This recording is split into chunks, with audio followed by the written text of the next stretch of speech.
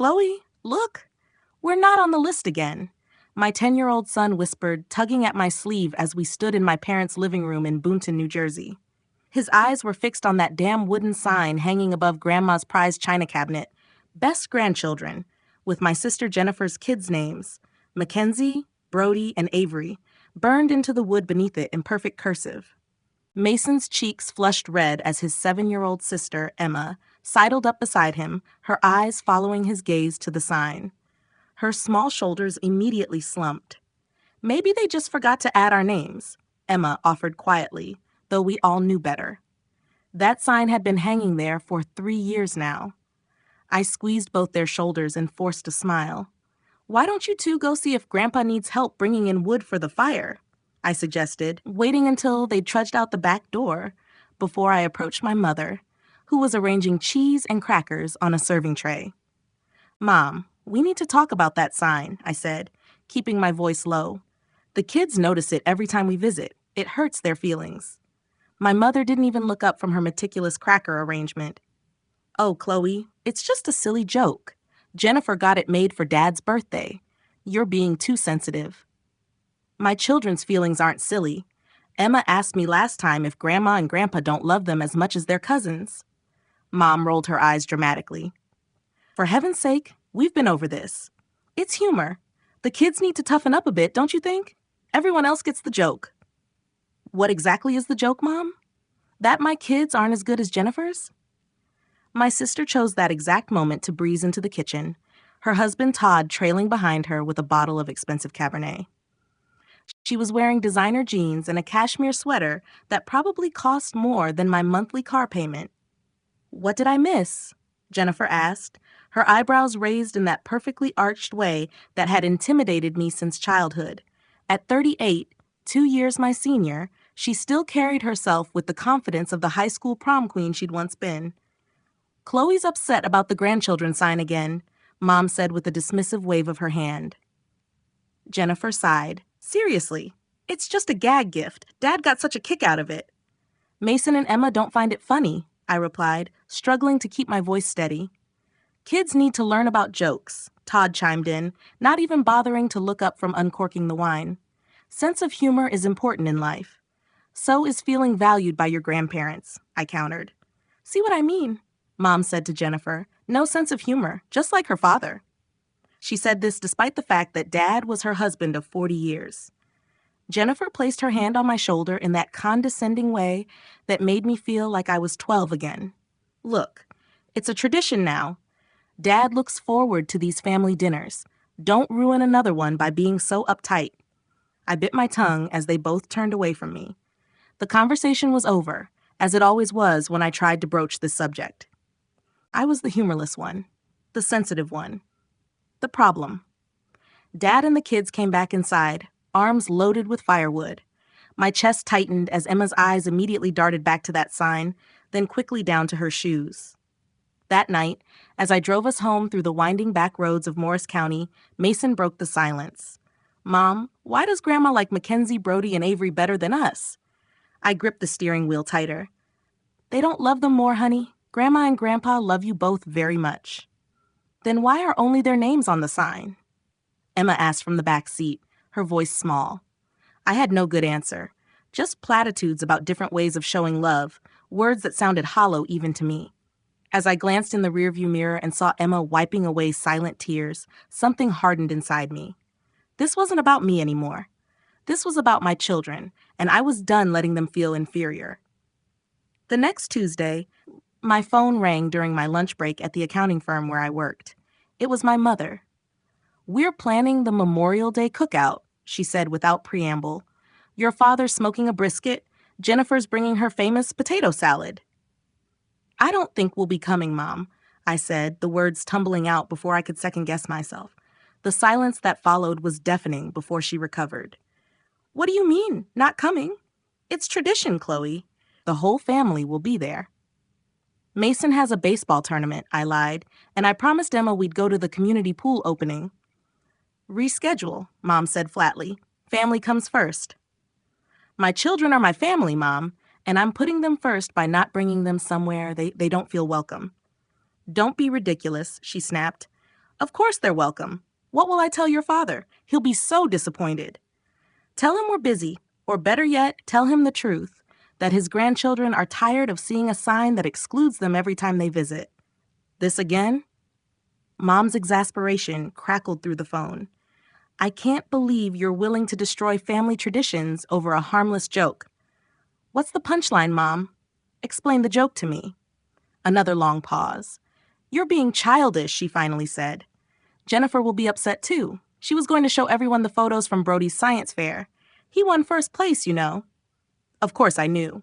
The family group text had been buzzing for days about Brody's project on sustainable energy. No one had mentioned that Mason had made the all-star baseball team. Give everyone our regrets, I said firmly. Fine. Suit yourself. The line went dead. That evening, I sat the kids down and told them we wouldn't be going to Grandma and Grandpa's for a while. Are they mad at us? Emma asked. No, sweetheart. I'm just giving them some time to think about how they've made you feel. Mason studied my face with a solemnity no 10-year-old should have to muster. Is it because of the sign? I nodded. Sometimes adults need to learn lessons too. The first week passed in blissful quiet. The second week brought a barrage of texts from Jennifer. Mom's upset. Dad keeps asking when you're coming over. You're being selfish. I didn't respond to any of them. By the third week, my father called. Dad had always been the quiet center of our family storm, a man of few words who let Mom and Jennifer dominate most conversations. Chloe, he said, his voice gruff with disuse, your mother says you're upset about something. Did she tell you what, Dad? He cleared his throat uncomfortably. Something about a sign? Jennifer's gift? Does it seem fair to you, Dad? That sign that says best grandchildren but only lists Jennifer's kids? He was quiet for a long moment. It was just meant to be funny, Chloe Bell. The childhood nickname nearly broke my resolve. How would you feel if someone had a best daughters sign and only put Jennifer's name on it? Another long pause. I see your point, he finally admitted. Do you? Because Mom and Jennifer don't, and I'm not bringing Mason and Emma over to feel second best anymore. A heavy sigh. I miss them. And you. I miss you too, Dad, but this isn't about me. It's about my kids. After we hung up, I felt a mixture of guilt and determination. The guilt only hardened my resolve. I'd spent too many years trying to laugh off hurts, to be the easygoing one, to keep the peace at my own expense. Now it was costing my children, and that was a price I refused to pay. The weeks turned into months. Summer faded into fall. The family group chat buzzed with news of Jennifer's family. Mackenzie's dance recitals, Avery's soccer championships, Brody's honor roll. I posted nothing, though Mason had pitched a no-hitter, and Emma had overcome her fear of the high dive. Their accomplishments were ours alone now, protected from the family's uneven gaze. In early October, Jennifer showed up at my door unannounced, her Range Rover idling in my driveway. This has gone far enough, she said, brushing past me into the living room of the modest colonial that my ex-husband Ryan and I had managed to buy before our divorce. It was half the size of her lake house in Mendham, a fact she never failed to subtly highlight. Hello to you too, I replied, closing the door. Mom is beside herself. Thanksgiving is coming up, and she doesn't know if you'll be there. She's afraid to even ask. I've been clear about why we haven't been coming over. Jennifer threw up her hands. It's a piece of wood, Chloe. You're punishing the whole family because your feelings are hurt. My feelings? I laughed bitterly. This has never been about my feelings. It's about what that piece of wood represents to my children, the message it sends every time they see it. So what do you want? For us to take it down? Burn it? Would that make you happy? I sat down on the couch, suddenly tired of the fight. I want you to understand, Jen. I want Mom to understand. I want you to imagine how your kids would feel if they were deliberately excluded like that. Something flickered across her perfect features, the first hint that my words might be penetrating. The kids know we're just kidding around, she said, but her voice had lost some of its certainty. Do they? Have you asked them? Because Mason asked me why his grandparents like your kids better than them. Emma cried about it in the car.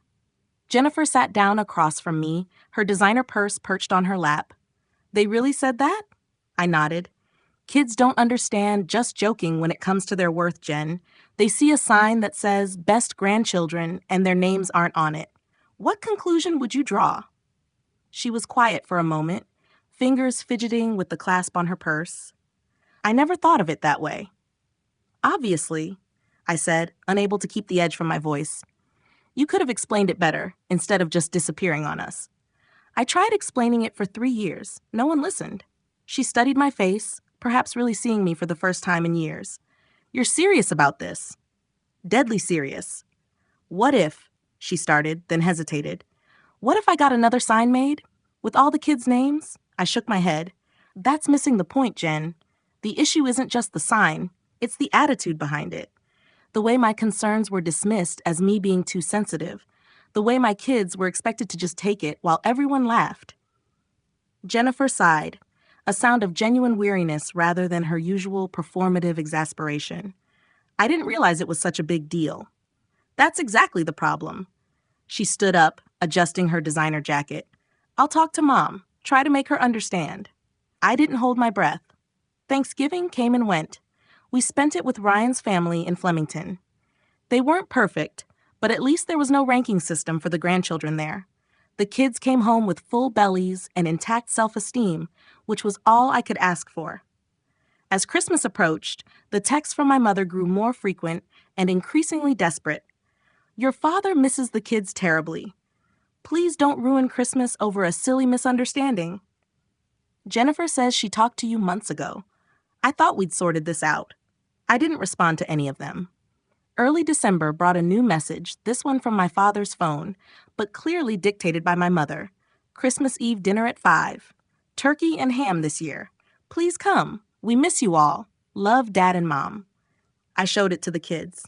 What do you think? Should we go to Grandma and Grandpa's for Christmas Eve? Mason looked thoughtful. I miss Grandpa and Grandma's gingerbread cookies. Emma was more hesitant. Will that sign still be there? I don't know, honey, but I promise we'll leave if anyone makes you feel bad. The night before Christmas Eve, I lay awake wondering if I was doing the right thing. Was I using my children in some petty family power struggle? Or was I teaching them a valuable lesson about self-respect? The line felt blurry in the darkness. We pulled into my parents' driveway at 5:15 p.m. on Christmas Eve.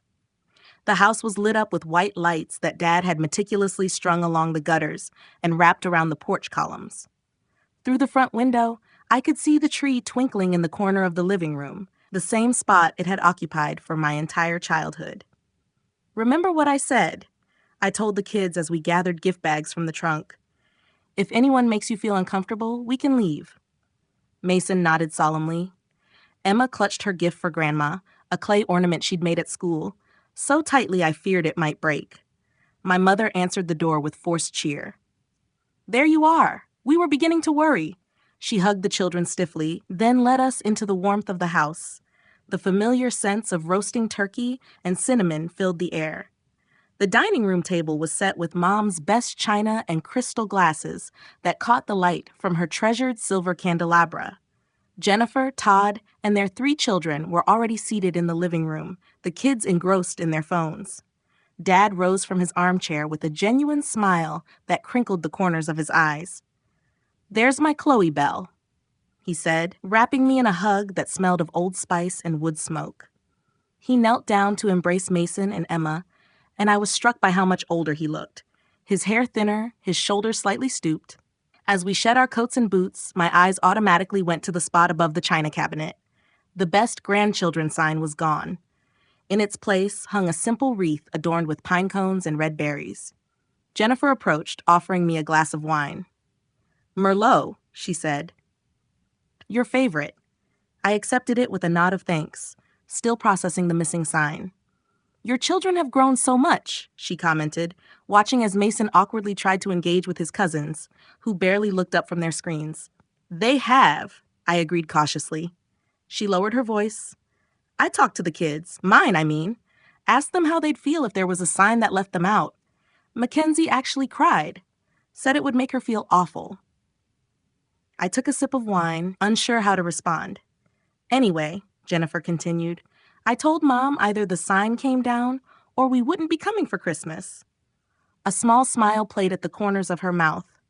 She wasn't happy, but Dad took it down that same day, said he should have done it years ago. Before I could respond, Mom called everyone to the table.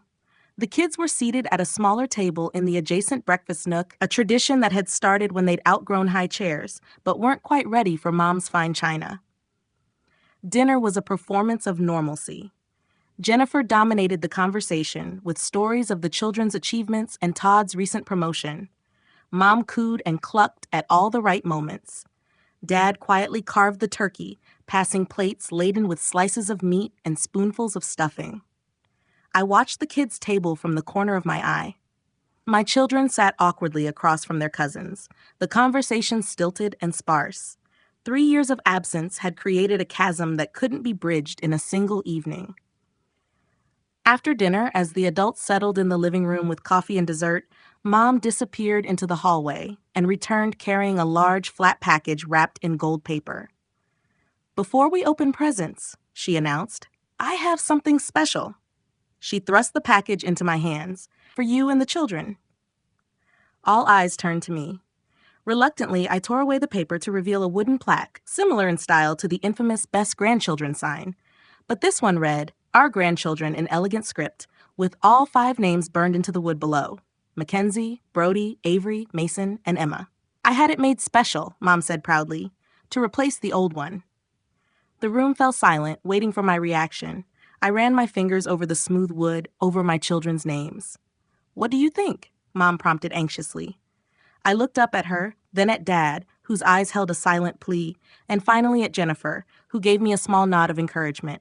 "I think," I said slowly, "that it's a step in the right direction." "So you'll hang it up, where the old one was?" Mom asked eagerly. I shook my head. "No." Her face fell. "But I thought—" "I appreciate the gesture, Mom. I really do. But the problem was never just about a sign. It was about my children feeling valued for who they are, not constantly compared to their cousins. It was about being heard when I tried to tell you they were hurting." "For heaven's sake, Chloe," she began, but Dad's hand on her arm stopped her. "Let her finish, Margaret," he said quietly. I turned to Emma and Mason, who were watching wide-eyed from the doorway. "What do you guys think of the new sign?" Emma approached cautiously, tracing her name with a small finger. "It has our names on it," she said, a note of wonder in her voice. Mason stood beside her, studying the plaque. "It's nice," he admitted, "but I like being Emma and Mason, not just Grandma and Grandpa's grandchildren." Out of the mouths of babes. "See, that's the thing," I said, turning back to my parents. "They are their own people with their own strengths and struggles, not contestants in some family ranking system." "It was never a ranking system," Mom protested weakly. "Wasn't it?" I challenged. "Every accomplishment from Jennifer's kids gets a family announcement. Mason made the all-star team this summer, and when I mentioned it in the group chat, you replied with a meme." Jennifer had the grace to look embarrassed. "I didn't realize we were doing that." "You didn't have to realize it. You benefited from it." Mom's lips thinned into a familiar line of disapproval. "I don't know what you want from us, Chloe. We've taken down the sign. I've had a new one made. What more can we do?" "You can listen," I said simply. "You can acknowledge that my children's feelings matter. You can make an effort to know them, really know them, as people, not just as extensions of me or comparisons to their cousins." "I know my grandchildren," Mom said defensively. "What's Mason's favorite subject in school?" I challenged. She blinked. "Well, he's always been good at math like you were." "It's history," Mason said from beside me. "I like learning about the Civil War." Mom's face registered genuine surprise. "I didn't know that. What instrument does Emma play?" I continued. I'm not sure she's mentioned." "Cello," Emma supplied softly, "for 2 years now." A heavy silence fell over the room. Even Jennifer looked uncomfortable, her perfect composure finally cracking. Dad cleared his throat. "We've missed a lot, it seems." He turned to Mason and Emma. "I'd like to hear about that Civil War interest, son, and maybe you could play cello for us sometime, Emma, if you'd want to." The simple sincerity in his voice brought unexpected tears to my eyes. "I could show you my book about Gettysburg," Mason offered hesitantly. "I brought it with me." "I'd like that very much," Dad said, and for the first time that evening, his smile reached his eyes. The rest of the night unfolded with a tentative new energy. Not perfect, not immediately fixed, but different. Dad sat with Mason, poring over the history book while asking genuine questions. Mom awkwardly tried to engage Emma about her cello lessons. Jennifer's kids eventually put down their phones, drawn into a card game that Mason initiated. As we were preparing to leave, Dad helped me carry our gifts to the car. "I'm sorry, Chloe Bell," he said quietly when we were alone in the driveway, "for not seeing it sooner." "It's not entirely your fault, Dad." "No, but I should have paid better attention." He glanced back at the house. "Your mother means well. She gets fixed on the way she thinks things should be." I know, and I did. Mom had always been that way, rigid in her expectations, blind to nuances that didn't fit her narrative. "Will you come back? Not just for holidays, I mean. Regular Sundays like before?" I hesitated. "I need to see real change, Dad. Not just a new sign or one good evening."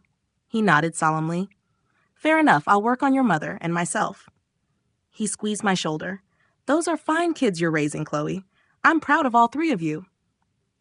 The simple words warmed something long cold inside me. 3 months later, I sat in the audience of Emma's school orchestra concert, my heart swelling as she played her cello with fierce concentration. Mason sat beside me, fidgeting but supportive. To my surprise, Dad sat on his other side, leaning forward with rapt attention. He'd been coming to events like this regularly since Christmas: baseball games, science fairs, concerts.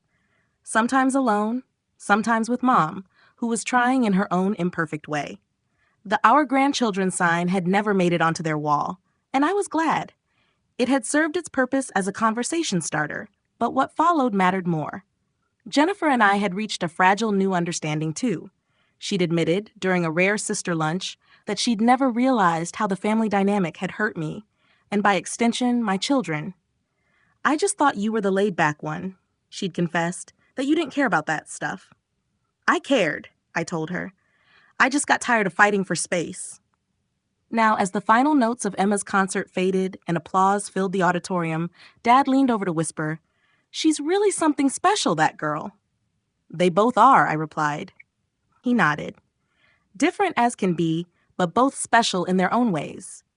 His eyes crinkled with genuine warmth, "Just like my daughters." I squeezed his hand, knowing this wasn't the end of our family's story. There would be more missteps, more old patterns to break. Mom still struggled to see beyond her narrow expectations, and Jennifer sometimes slipped into her old role of family star. But something fundamental had shifted. My voice had finally been heard. My children were finally being seen, not as ranked competitors, but as valued individuals with their own unique strengths. As we filed out of the auditorium, Emma clutching her cello case with pride, Mason already talking about the ice cream stop Dad had promised, I felt the weight of years lift from my shoulders. There was no sign declaring them best anything. They didn't need it. Being seen, truly seen, was enough.